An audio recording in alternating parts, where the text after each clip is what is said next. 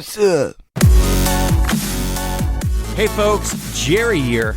Welcome to the Pioneers of Insight podcast, a show that explores the wipeouts, crack-ups, and recoveries of inspiring and influential people. Here you'll get the stories of the quest to find success beyond the struggle and the great leaps of innovation that take us there. People that sound like this. JLD. What's up, Jerry. What's up, man? What's up, brother? Thank you so much. Well, I'm excited to be here, Jerry. Thanks for inviting me. Thank you so much for having me. Fun today. Keep telling your story as well. Yeah, man. All right, this is where the magic happens. Are you ready? Yeah, the volume just went up to like 11. You sound like one of the voices in my head. Well, that's a good thing then. Today we adventure into the first of a series of interviews and stories with people on the spiritual side of entrepreneurship, otherwise known as soulpreneurs. Today we deep dive the life story of Shannon Walbran, who heard a booming voice from above while attending a UN conference in the Sinai Desert.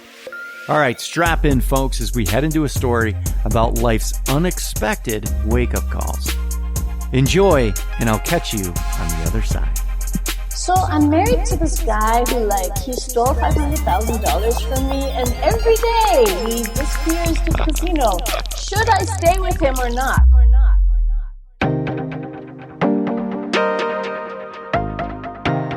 Shannon Walbran, welcome to QH Cubed. I'm so happy you decided to join us today.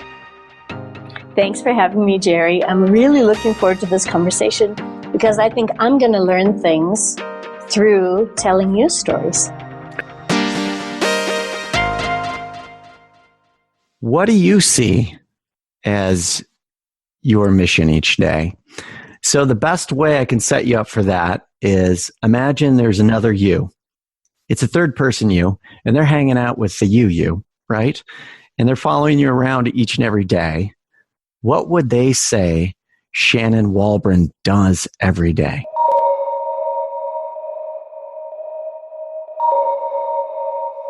So I look like a totally ordinary human being on the outside. I wouldn't say ordinary. You look pretty extraordinary. Thank you. What I mean to say is I don't, show my X-Men qualities externally. But if I were a third party looking at me, I would have supervision. And so I would be able to see that I actually have massive, big, white, sparkly angel wings. And I have a rainbow unicorn aura glowing around me with vortexes opening left, right, and center. And here I am going to the supermarket, blah, blah, blah. But actually, I'm straddling the worlds like a Mercury, like a Hermes, somebody who goes back and forth. How my me would see me, because she would obviously be sympathetic, is as a translator between the worlds. That's my role. I just finished up an interview with a shaman on the West Coast named Jon Rasmussen, and he said that his wake-up call, he heard that before he knew what the heck he was going to be, he heard that he was a mediator between the worlds. And here I connect with another. I wouldn't call you a medium. You're more of a channel. Is that probably right? What would you? A medium specifically works with people who are deceased. Right. And so I really can't or don't do that. Yeah. And I am technically a spirit guide interpreter, but the general word for what I do is I'm a psychic. Mm-hmm.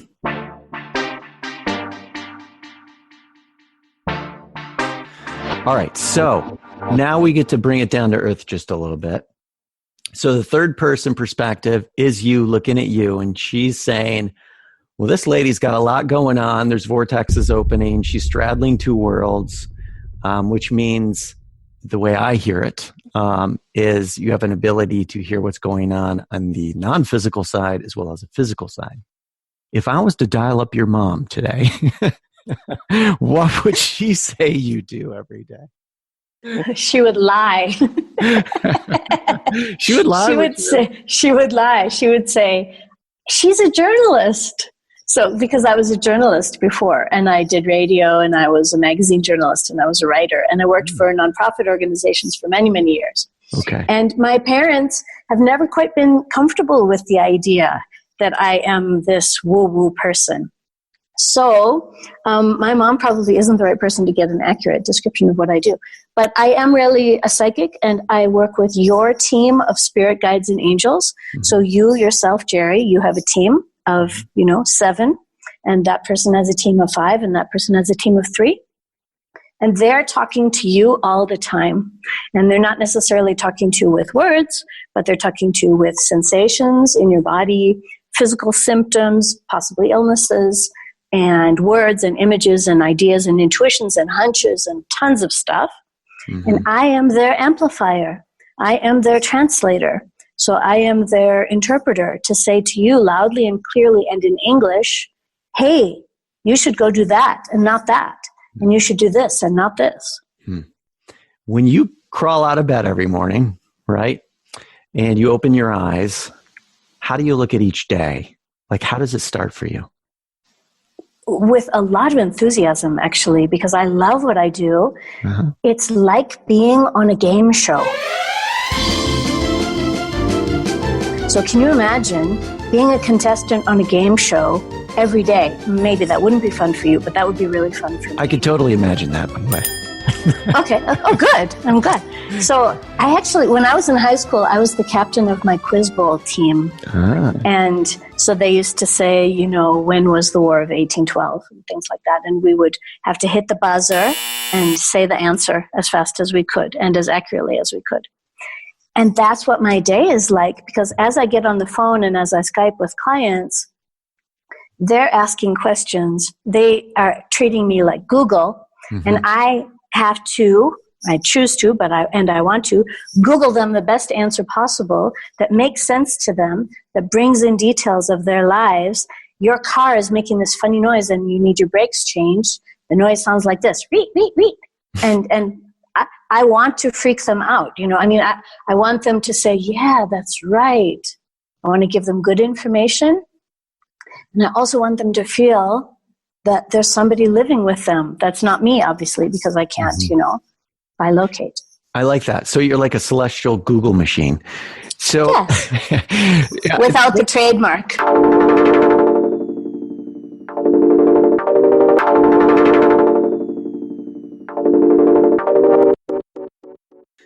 What does that mean for you? So you get up every day and you have a sense of what you're doing. You know your role. You're clear on your role. But I'm thinking about the challenges that presents for you as a person.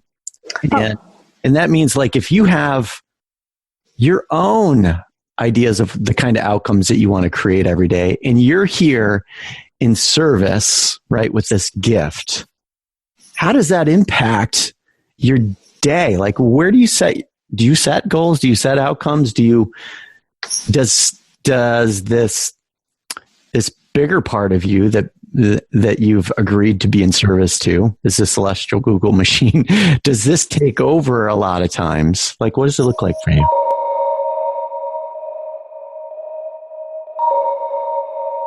Okay, so I'm a mom, mm-hmm. and I take my kid to school, and then I come back home, and then I work. And I work from 9 o'clock. I have a client at 9, 10, 11, 12, and 1. So I can have 5 clients a day, mm-hmm. and then I have to go back to school and get the kid. Mm-hmm. So for those 5 hours, I try to have 5 clients because I want to help that many people, and I like to be busy. I like to be active. And I also have a coaching group that's on Facebook, and so I go in there and I answer their questions online. So those are my hours. And I ask my guides at the beginning of every day. So I'm following your question here. Mm-hmm. What's my priority for today? And I do muscle testing, like kinesiology. Yep. So a kinesiologist would test you to see whether you're allergic to gluten or whether you're lactose intolerant. And she would take your hand and push it down. And if the muscle were weak, it would be, should Shannon eat bread? No. Right. Should Shannon eat milk? No. Can Shannon eat meat? Yes. Uh-huh. And the muscle would hold. So many years ago from a kinesiologist, I learned that you can do that for yourself anytime you want to. And that was actually my entry point into my communication with my own guides. Well, that's super interesting to me because here you are tapping into this celestial information and you're going back to your own internal guidance system too in that conversation. That's what I hear. Is that right? I'm using my body as a pendulum. So I'm using my body as a dowsing rod. Right. Because I can feel it and because I found it to be, for myself, incredibly accurate.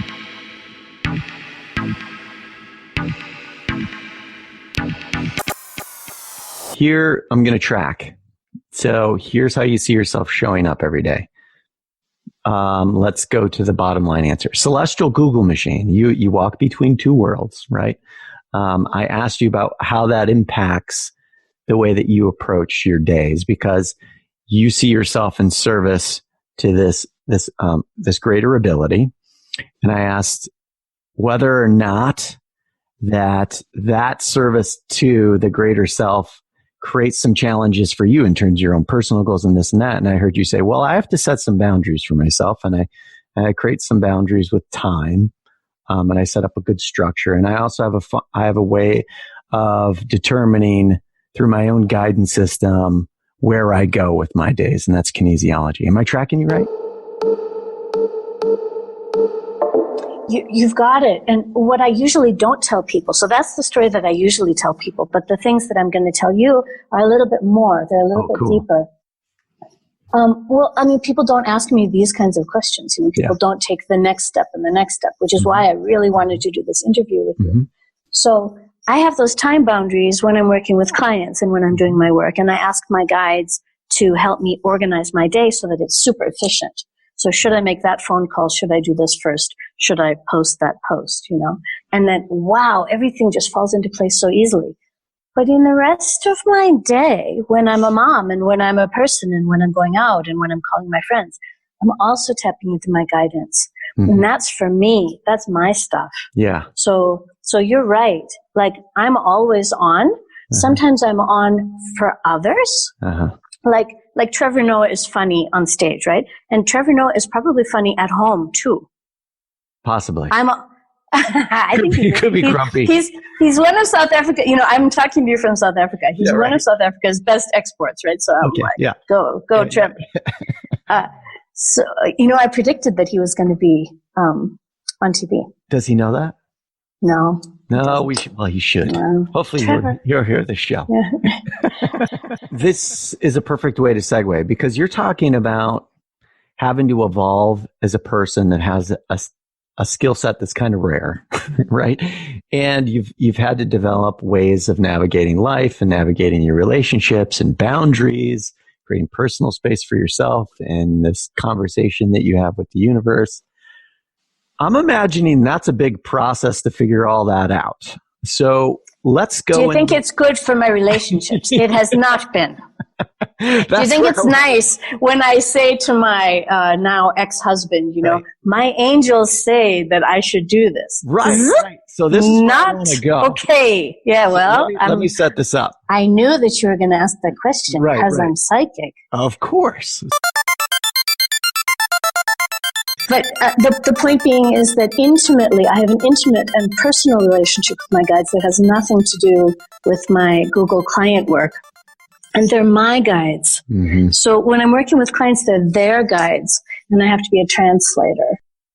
Okay. So oftentimes, when a person steps into their superpower, we can call it, right? Your superpower we're dealing with is your psychic abilities.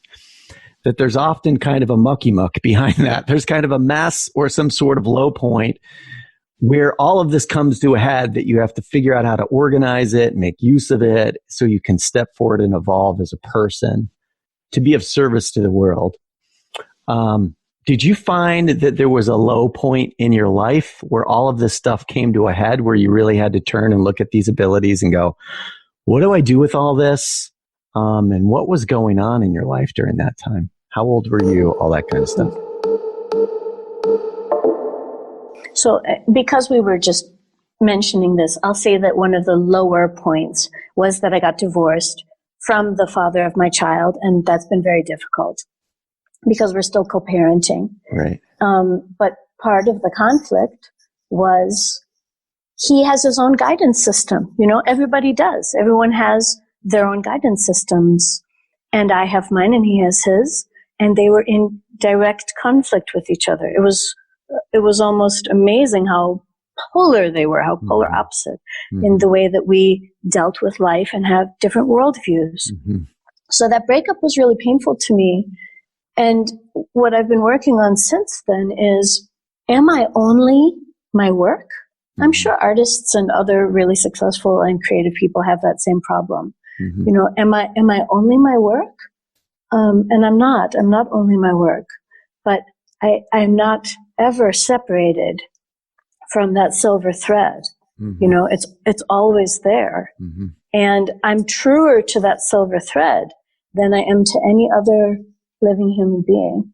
And I don't think that that's really what a husband wants to hear. So perhaps maybe you're more on the sensitive feeling side and you're connected in a relationship with a person that might not understand how you're approaching your life, you're navigating your life. And that becomes a challenge. Is that something that's been a challenge for you when this gift showed up, like throughout your life? Was that something that was I heard you say already in the interview, my mom would lie, which tells me that this. I love my mom. She might not lie, but I'm telling you that they've had quite a hard time accepting this. Right. So that's what I'm getting this at. career. Maybe a history of we're learning about Shannon Walbran and what it's like for you to evolve as a person with the gifts you have. And I hear, one of the most painful for you was here you are in a marriage where you're devoted and you're committed to, and here's a person that doesn't get you. And I'm sure you want them to understand, but it leads to a divorce. So I'm taking you a little bit step backwards so we can learn more about what it's been like for you to step into this celestial Google machine role. What does it look like for you in your life? Maybe go back when these gifts started to show up. Were you finding that these abilities in your way of approaching life in the world was creating challenges in your relationship, maybe family, maybe even in school, or what? What does it look like? I would have to say all throughout. Yeah. So when I was a little kid, I was highly sensitive, but with all of the senses, like what we would call today sensory processing disorder. Right. So lights were too bright and sweaters were too itchy and things were too cold and too hot. And I was sensitive. And my dad would say to me, "Oh my God, you're so sensitive." But what we didn't know at that time was that's even the name of a job, to be a sensitive. And that's what I do now. I'm a sensitive. So being extra sensitive and crying a lot and overreacting and making a big deal out of things made me not very popular. And I would have one friend at a time in school. And I was really intelligent. I was very, very academic. I was always at the top of my class. And I was advanced in my intellect, but I was behind in my social skills. So I was awkward and didn't know how to relate, and I didn't develop very quickly. So I was a couple of years behind, especially in high school. And all of that stuff, I always knew. I mean, I knew that I was gifted, but everyone said, "Oh, you're gifted academically." So I just went with that. Okay, I'm gifted academically. That's fine. But I had this strong, I was raised Catholic, so I had this strong draw to the saints. And I started studying the saints from the time I was 6.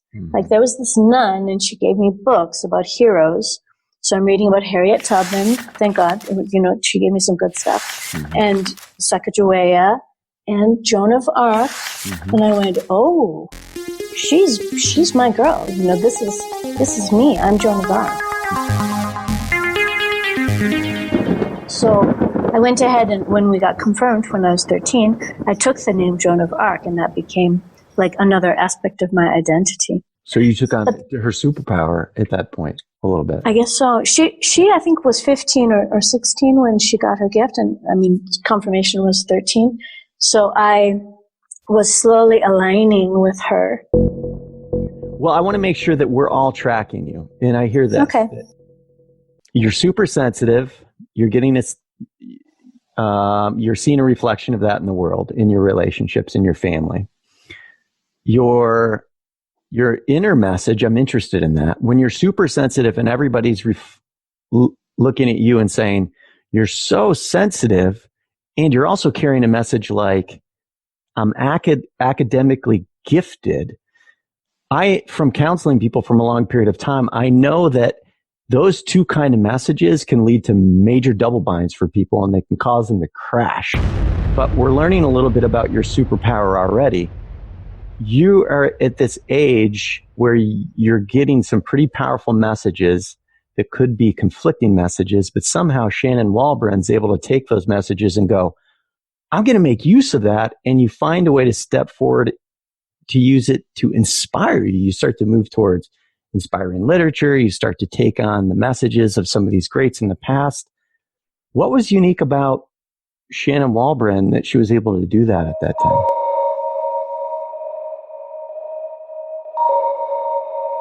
Well, it wasn't all so easy, right? I mean, I started to drink when I was 15 also. So the shadow was strong. The desire for success in the world's view of what success looks like, getting straight A's, getting into a good university, that was also a really heavy pressure for me. Having to pay for my college, so I had to pay for it. I got some merit scholarships. I had to work also, so I was waitressing. Mm-hmm. It was a very conflicted time. Mm-hmm. It was a really heavy time. And I had dreams that came true. I had visions, and I was journaling, and I could see stuff that was then happening. So my clairvoyance was on. But it was really scary. I was repressing it at the same time. What was one of those first dreams, and where were you at in your life, and what did you do with it? I had a friend when I was 15 and he was 17, and he was also really geeky. And he wasn't my boyfriend, but we were very good friends. And he took his own life.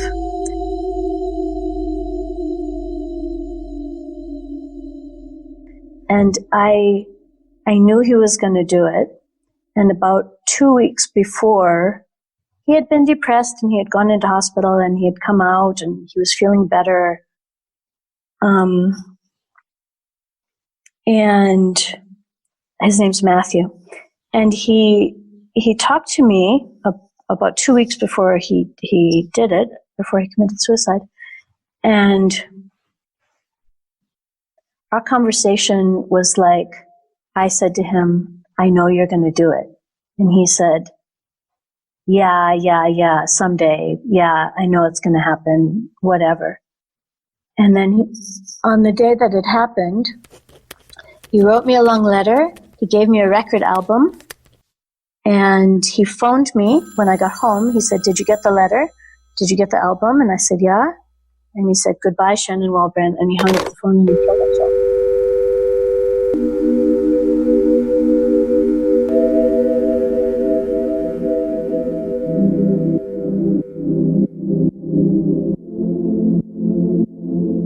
And I really knew. And I didn't know it at that phone call because I would have done something to intervene. I knew that he was on his way out. I knew that he wasn't meant for this world.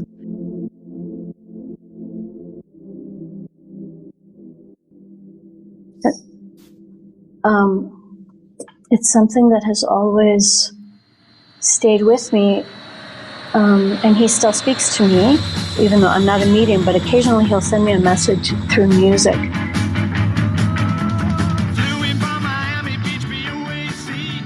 Because he was a Beatles fanatic, and he did liner notes for all of the albums. And he did like lyric analysis, and this is what this means, and this is a reference to this.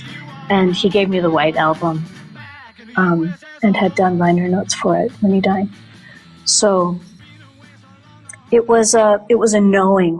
Mm-hmm. It wasn't a nighttime dream that I woke up from, but it was a knowing. And then I felt guilty. I felt really guilty about that. In fact, I don't think that I've told anybody that story, that I knew. I knew.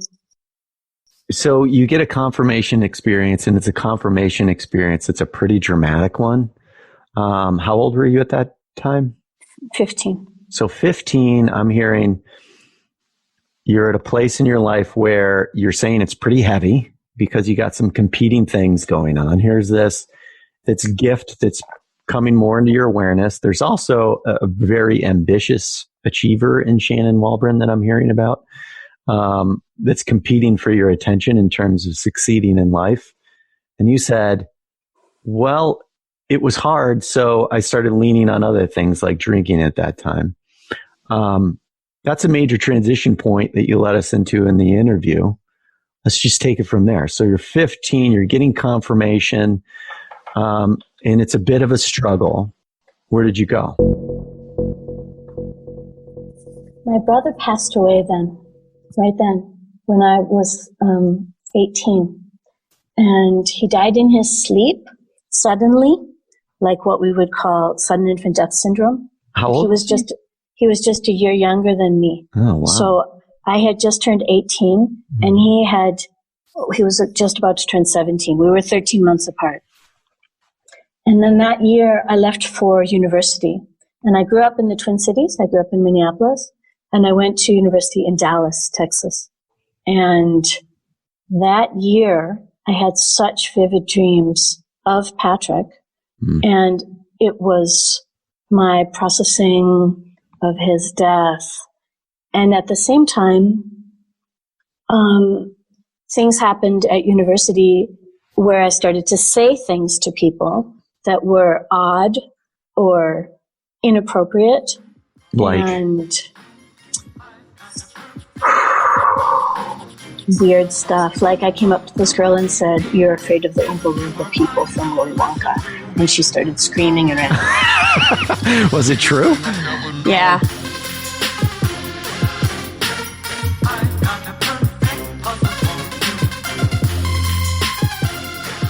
And we got a Ouija board. Somebody brought in a Ouija, the Catholic school, right? So somebody brought in a Ouija board and some people left the room. And I said, "Oh, I've heard about this, but I've never tried it. Let's try it. Let's see if it works." We've got like 20 people in the room. It's a party. Mm-hmm. And so we're moving the little thing around, and people are going, it doesn't work. This is bullshit, whatever. And so then I say, if there's any spirit in the room, would you please give us a sign? And a light bulb exploded. So here's Shannon Walbran early in her evolution as a psychic. This stuff's starting to speed up.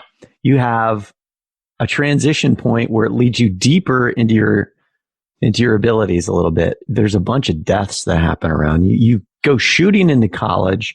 You're wide open. You're tapping into your gifts, and you're just, it's leaking out your ears, right? And you're freaking people out with it. And there's these experiences, these additional confirmation experiences, specifically around the supernatural.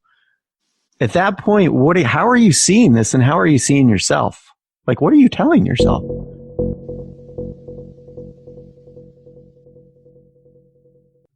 I just want to get married, have kids, and be normal. I just want to live a picket fence life. Yeah. I have to find a guy who will marry me so that I can get pregnant and I can have lots of kids. Mm-hmm. And then everything is going to be just fine. I'll move back to Minnesota and everything will be okay. So your way of dealing with it at the time was you're being confronted with the reality of who you are, and your response is, it's not happening. You're just putting yourself into the normal mainstream, right? There's a version of you that you're keeping nice, happy, and living the traditional mainstream life. Okay.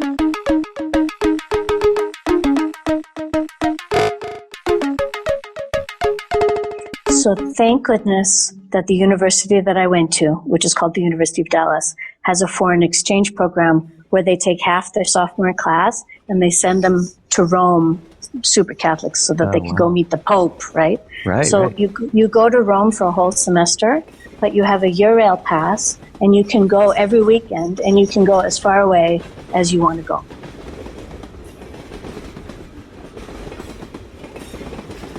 So travel became my new drug. And that's how I discovered who I was. So I started traveling maniacally. Like I started doing what they call in the 12-step programs, they call it a geographic. So I started going geographic, and I started going all over the place. And then I said, I'm going to do this for the rest of my life. I'm never going to stop traveling because this is the only way that I can feel normal. When you're because I'm such a stranger. I'm such an alien. I'm a stranger in a strange land. So I might as well replicate that in the outside world by being a stranger in a strange land forever. Well, I also hear that you're at this place in your life where you're creating space for who you're about to become, right? So as a traveler, as you begin to try to match what's going on the inside, you begin to match what's going on with the outside. You're expanding your space. You're creating the room for you to evolve into this bigger picture. That's a very positive way to describe escapism and nomadism. I don't believe. Well, I mean, we could go there, but I honestly think that everything we do serves us in some way, whether we're healthy enough to see it or not. And at that point in your life, it sounds like, Shannon, you're not super comfortable with everything that's going on, and you're looking for ways to cope. You're trying to cope. And this is the case for most people that end up achieving great things in their life. There's a period where life is damn uncomfortable. And for you as a psychic, trying to make sense of these two worlds that you're living in, one's just kind of coming into focus with the psychic abilities. But then there's this other world that you're supposed to live in. It was pretty uncomfortable for you. So you started to get a sense of some ease and grace when you travel a little bit.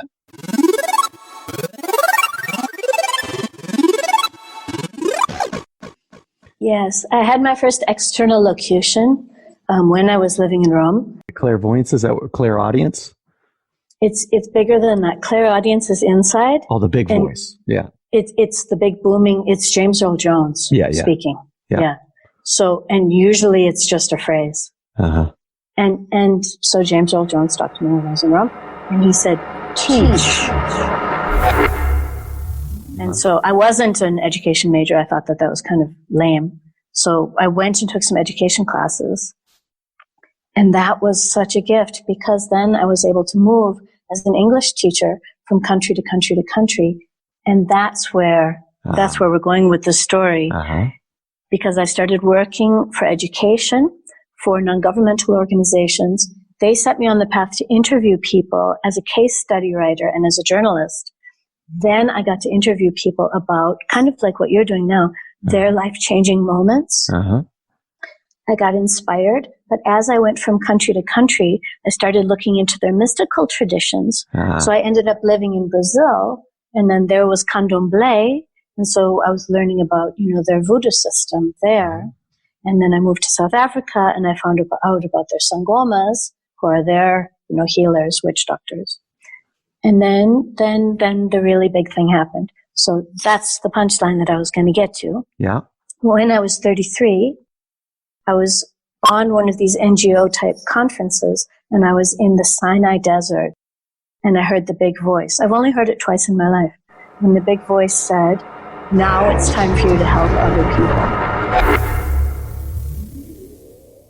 So the first one was teach, and the second one was we're cranking up the amount of information that's coming a little bit more.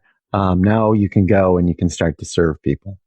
And that's where likely you're starting to step into utilizing your gift. So moving into the shift from a struggle to a shift of, okay, now I'm in the channel of ease and grace and things are happening, becoming a little easier, at least in terms of your gifts and connecting to your talent. Do I got that right?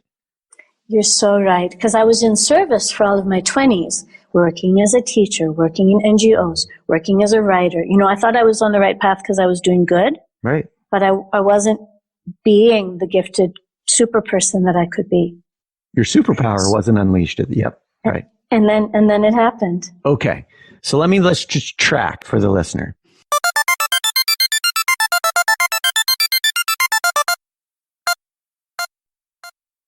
Shannon Walbran grows up. There's kind of two conflicting things going on. There's the inner gift that's starting to show up in your life at an early age. You're super sensitive. You also got this ambitious side of you. You also have the resilience and the resourcefulness as a person not to fall apart with those two competing things going on.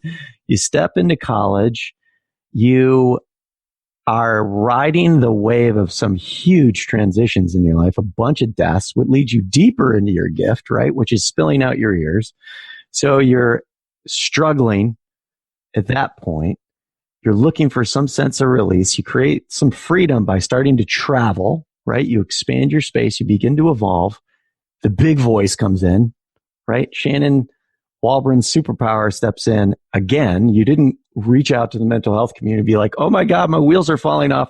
Somehow you said, this is okay. And you had the inner awareness to be able to utilize that in a positive way. You stepped into teaching. Things are going well in your life. You're learning more about the mystical side of life by running into those people and actually having conversations. And then the voice comes in again. So now you're like, okay, I'm moving from the struggle and I'm starting to move into my gift. Did I track you all right? Wow, you're really good at this. Okay. So here you are at this stage in your life. You're around 33, you said? Exactly. 33 years old. The big voice comes in and now you're ready to unleash your gift. What's going on in your life? Who's in your life? And how does that happen? Well, let's narrow it down to that 24 hours, which was a pretty interesting 24 hours. I'm there at this conference in the desert. We're staying at a Bedouin camp. And all these people, young people, 20s and 30s, from different nonprofits and organizations all over the world are there. And I say, hey, I just got this revelation. Can I try answering your question and see if I can give you an answer? And my accuracy rate is like about 60%. And so I'm like, wow, this is really great. And one guy says, should I marry this girlfriend that I have? And I go, oh, I wish you'd marry me because you're so good. Okay. Did you say that out loud? I'm saying it in my mind. I'm like, is it me? What about me? And they go, it's not you. And I go, okay. So I still had this real conventional, I must get married kind of thing on my mind. Mm-hmm. And I said, no, it's a woman who looks a lot like me. I know you're from another country. Happens to be from South Africa. She's American. She's got blonde hair. She's also a journalist. You're going to meet her, and she's the right one. And he goes, yeah, whatever. So I attended their wedding, right? I mean, I then he met her, and then they got married. Now I know them like as she was a journalist, blonde hair, and the whole nine yards. She worked for National Public Radio, and then she ended up moving over here. And yeah, it came true. That gave me enough confidence. Those yeses right there with those 35 people from Spain, people from Mexico, people from Brazil, it was enough for me. I went home, quit my job. I said, I'm opening up shop. I'm a psychic. Wow. So okay, we got to slow this down just a little bit. So you're on the fast train now. Like you plug into your gift, you're getting immediate confirmation. Not just confirmation in your mind. It's not fuzzy logic. You're not connecting dots yourself. You're like dealing with people in life, real life, that are coming back and going, holy crap, how'd you do that? And you're seeing evidence of it unfolding.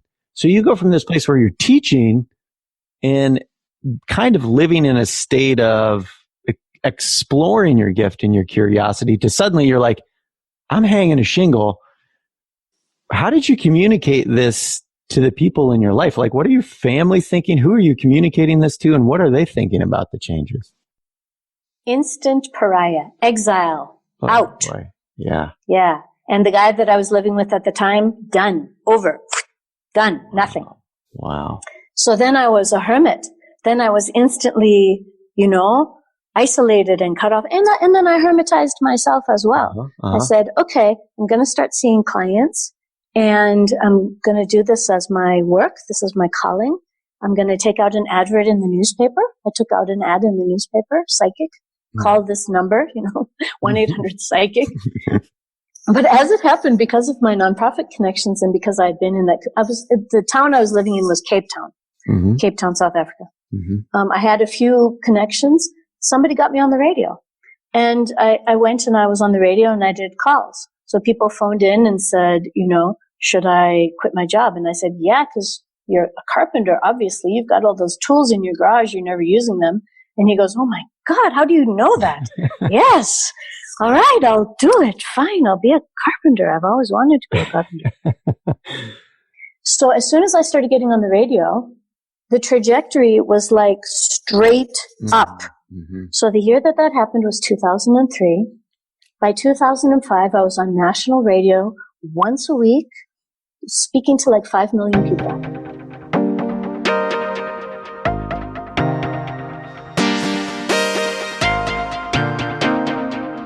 So I'm interested, here's more of your superpower showing up, because some people on a steep ride like that would come apart with the gravity of it, right? Like you're going into orbit, and there's a lot of tug when you're going into orbit like that. How are you keeping it together during that time? Who are you relying on for support, or is it just you and you have a strong enough connection intuitively with your guides and that sort of thing? Was that enough, or did you find yourself having to do other things to keep it all together?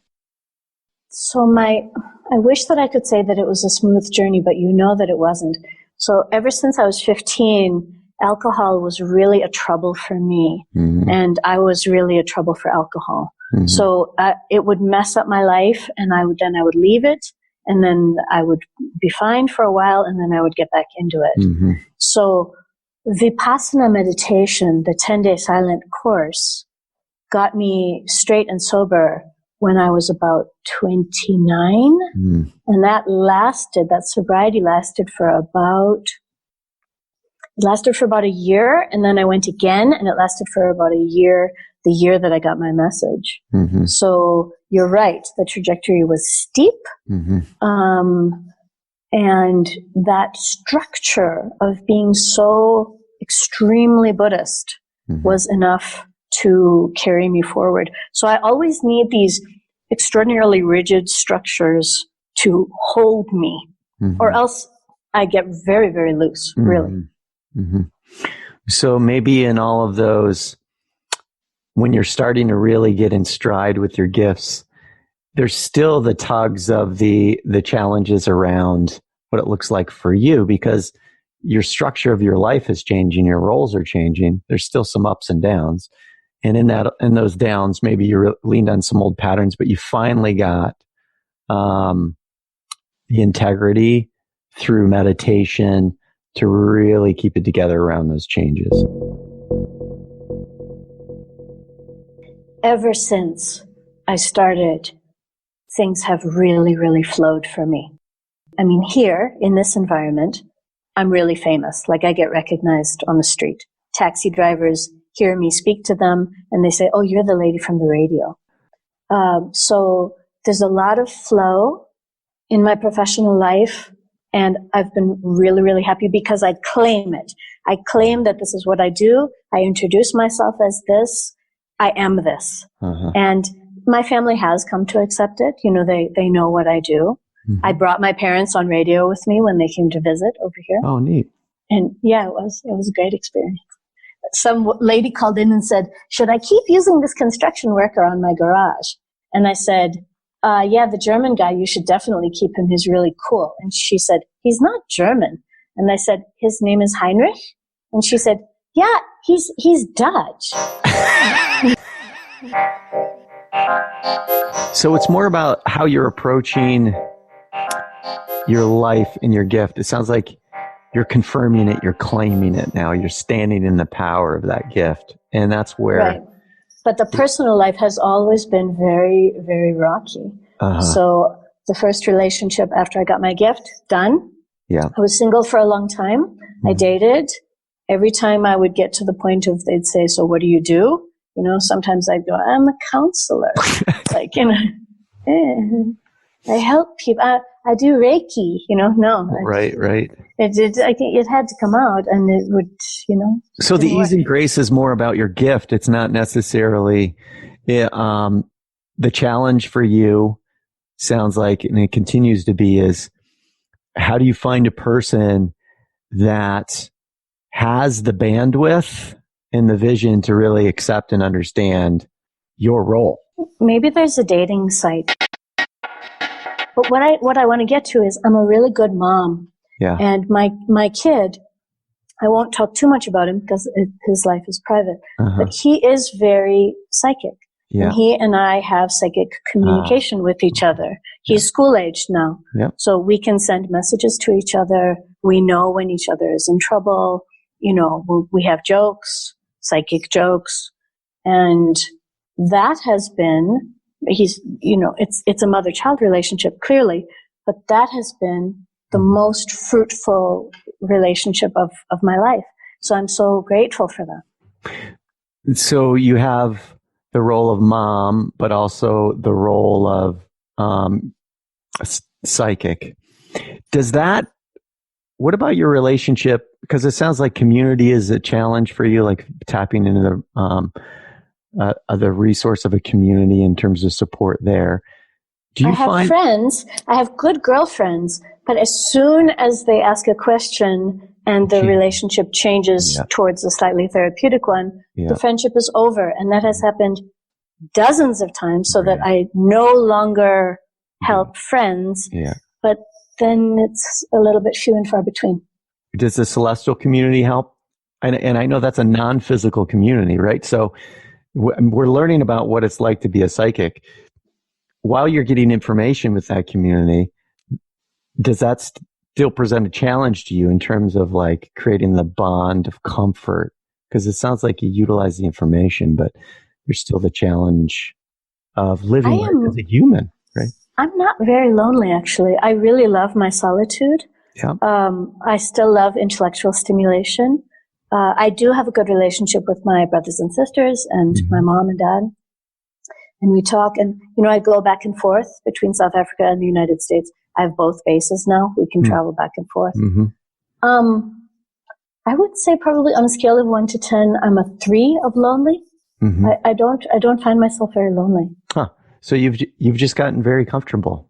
Sounds like. I really love my own time and my own skin. I love myself. I love what I do and how I am. I don't usually chat in a social way with my guides. We just have more of an information relationship, like doctors or lawyers or professors or professionals. We have a very mutual, professional and mutual respecting relationship. Well, I also hear that now you've gotten comfortable in the role that you're in. You've learned how to really step into a space of self-love because of that journey that you've been on. It's a long and challenging journey that you've been on, but perhaps you're starting to communicate to, at least to my audience, what the gift looks like for you. That's ultimately one gift that everybody has to figure out, right? Self-love. And perhaps that's one of the gifts for people that have to figure out ways to step into the power of a psychic gift. Is you really have to be able to tap into your own ability to love yourself in that process. Otherwise, you're going to have a hard time because of the challenge that people have in terms of their perspectives.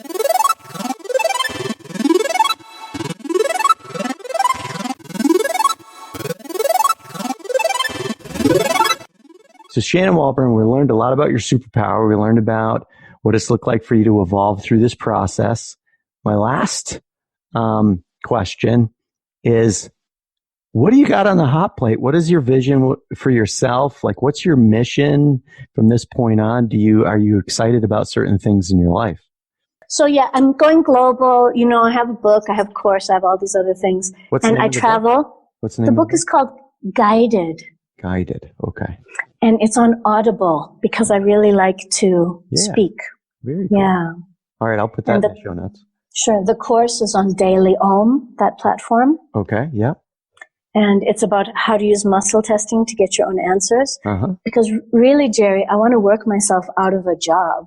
Right. I want everybody to be able to access not only the self-love, which you referred to, but everyone should be able to access his or her own divine guidance on a minute-by-minute basis so that you don't have to feel alone or scared. All right. Well, Shannon Walbran, Jerry, I want to thank you so much for joining us on QH Cubed. I hope you had a good time. It was amazingly restorative, and I feel quite energized. Well, great.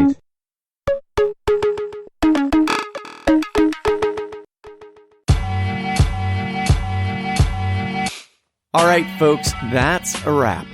If you enjoyed the episode, please leave a review on whatever platform you're listening to. This just helps put it in the hands of the people likely to get something out of it. If you'd like to dig a little deeper and see what we got cooking here at TOOWi Media, you can visit our website at TOOWiMedia.com. Wishing you grace to fill your sails today. Stay great in the meantime, and I'll see you on the next Pioneers of Insight. Done. And I've been really, really happy because I claim it. I am this.